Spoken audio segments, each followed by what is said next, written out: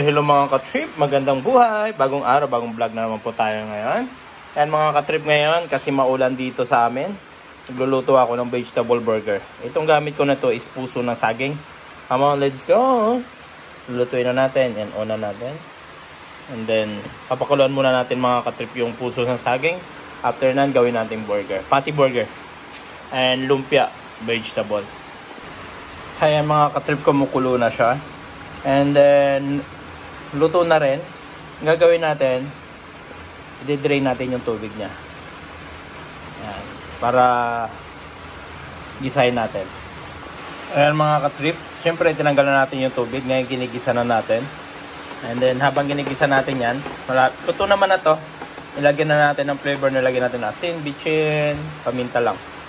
Yan ang nilagay, pampalasa lang. Ngayon, pipipire naman natin yung harina niya. Yan mga trip, maglalagay na tayo ng all-purpose flour. Pang ano natin, mix natin mamaya. Kahit mga 2 tansya na lang to. Yan lang. Lagyan na rin tayo ng cornstarch. Kahit ano lang, konti lang, pang crunchiness lang. Yan.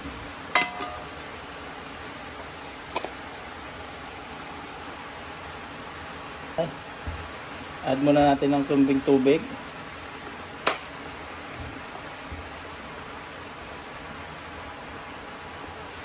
Ayan mga ka-trip, nakalimutan ko maglagay ng asin tsaka paminta, kaya dito na natin di-dissolve na natin dito sa tubig.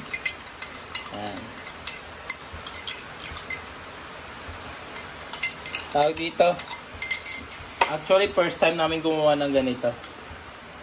Kasi lang ginawa na namin to kasi nga umuulan. Ito na yung nagawa natin mga ka-trip. Syempre, sali na natin dito sa maliit na pan, may mantika. Dito na natin prituin yan. Ayan, mainit na yung mantika. Nagagalit na siya. Nasasalang na natin mga ka-trip. Ayan, nasalang na natin yung isa. Tawag dito, nilagyan ko pala ng isang itlog pa ito mga ka-trip. Ito lahat. Dito na. Isang egg na nilagay ko dyan. Para maging crunchy pa siya. Ayan, nabaliktad na natin. Tingnan nyo naman mga ka-trip po. Mukhang patty na talaga. Kaya lang syempre hindi siya yung firm nung bilog na bilog. Kasi wala naman tayong molder na bilog. Pero tingnan nyo naman mukhang patty na siya. Pwede na siya pang ulam. Pwede na rin siyang pang merienda. Yan na yung una naming naluto. Ito na yung pangalawa. Yan. Paglagay nyo pala mga ka-trip, kailangan manipis lang. Para mas crunchy yung ano. Lalo sa mga bata na hindi kumakain ng gulay. Syempre, hindi mo na sasabihin na gulay yan. Tapos manipis lang yung ano nyo, yung paglagay nyo dito. Para pagkagat nila crunchy pa.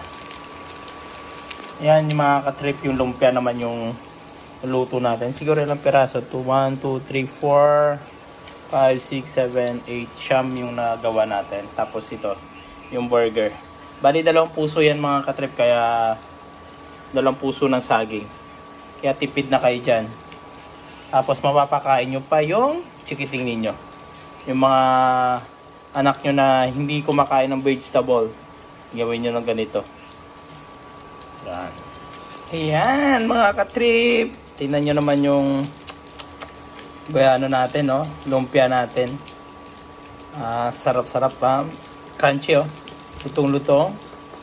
Yan, oh. Vegetable. Puso ng saging. Mga ka-trip yan na. Cordial.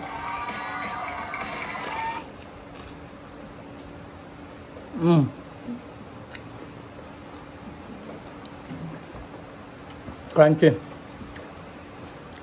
Tapos sweet and spicy.